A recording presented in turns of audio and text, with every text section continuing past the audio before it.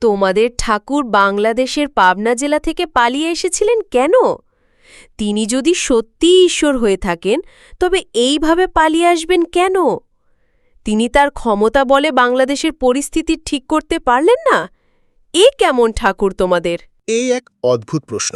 বহুবার সোশ্যাল মিডিয়ায় হোক বা বাস্তবিক কথাবার্তায় অনেকের মুখে এই প্রশ্নের সম্মুখীন হয়েছি। কিছুদিন আগেই আমার এক গুরুজন ওনার ফেসবুক টাইমলাইনে এমনই এক প্রশ্ন পোস্ট করলেন।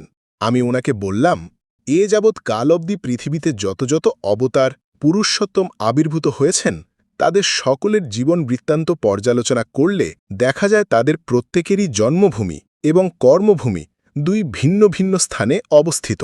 প্রত্যেকেই তাদের জীবনকালের কোনো এক সময় জন্মভূমির মায়া কাটিয়ে অন্য কোথাও স্থানান্তরিত হয়ে তাদের জীবনের গুরুত্বপূর্ণ কার্যাবলী সম্পন্ন করেছেন।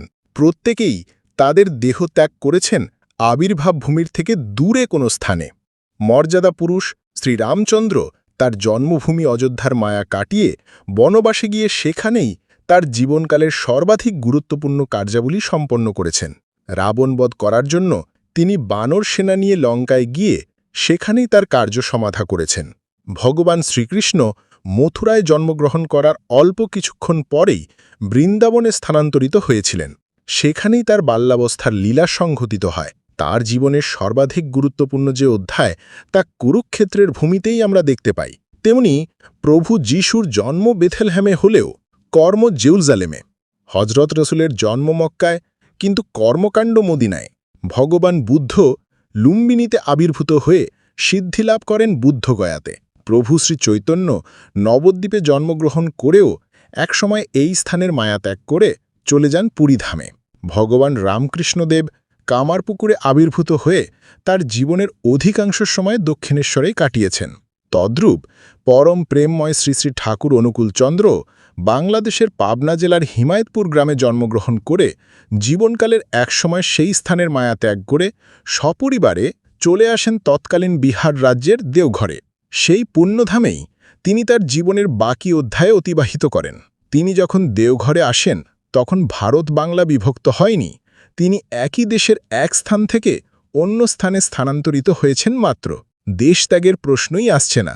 এখন শ্রী শ্রী ঠাকুর কেন, কোন পরিস্থিতিতে, কিভাবে পাবনা থেকে দেওঘর আসলেন তা জানার জন্য সত্যিই যদি আপনার অন্তরে কৌতূহল জাগ্রত হয়ে থাকে তবে আপনি তার জীবনী গ্রন্থ পাঠ করে জানতে পারেন। এইভাবে সোশ্যাল মিডিয়ায় পোস্ট করে শর্টকাট রাস্তায় সবকিছু জানা যায় না। শ্রী শ্রী ঠাকুরের অনেক জীবনী গ্রন্থ রয়েছে, একটু কষ্ট করে পড়লেই হয়। আর শ্রী শ্রী ঠাকুরের এই স্থান পরিবর্তনের ইতিহাস শুধু জেনে কি হবে, তাকে জানতে হবে, তাকে উপলব্ধি করতে হবে। তিনি যা বলেছেন তা নিজের জীবনে পালন করে অনুভূতি লাভ করতে হবে। আর তার একমাত্র পথ হল সদ্দীক্ষা গ্রহণ। তাই তার সদ্দীক্ষা গ্রহণ না করে সোশ্যাল মিডিয়ায় তার সম্পর্কে অহেতুক কৌতূহল ব্যক্ত করা বাতুলতা ছাড়া আর কিছুই নয়। অনেকেই প্রশ্ন তোলেন, শ্রী শ্রী ঠাকুর যদি ঈশ্বরই হয়ে থাকেন তবে তিনি বাংলাদেশ থেকে ভয়ে পালিয়ে গেলেন কেন? এই কেমন ঈশ্বর? তিনি তার ঐশ্বরিক ক্ষমতা বলে বাংলাদেশের পরিস্থিতি ঠিক করতে পারলেন না কেন, ইত্যাদি নানা কথা। যদি এই প্রশ্নই করতে হয় তবে তো এই প্রশ্নও করতে হয়, শ্রীরামচন্দ্র যদি ঈশ্বরই হন তবে সীতাকে রাবণ কিভাবে উঠিয়ে নিয়ে গেল? রামচন্দ্র তার ঐশ্বরিক বলে নিজের পত্নীকে রক্ষা করলেন না কেন? বা সীতাকে উদ্ধার করতে এত কসরত কেন করলেন? বানর সেনার সাহায্য নিয়ে এত লম্বা যুদ্ধ করে সীতাকে কেন উদ্ধার করতে হলো? নিজের অলৌকিক ক্ষমতা বলে ছু মন্তর করে সাথে সাথে সীতাকে উদ্ধার কেন করলেন না? শ্রীকৃষ্ণ যদি ঈশ্বরই হন তবে জন্মের সাথে সাথে কংসের ভয়ে পালিয়ে গেলেন কেন? তিনি নিজ ঐশ্বরিক ক্ষমতা বলে কুরুক্ষেত্র যুদ্ধ কেন থামালেন না? বারবার দুর্যোধনের কাছে সন্ধি প্রস্তাব নিয়ে গেলেন কেন? এই ধরনের প্রশ্ন করাটাই মূর্খের লক্ষণ। ঈশ্বর বা অবতার সম্পর্কে ভ্রান্ত ধারণার জন্যই অমন প্রশ্ন মনে আসে।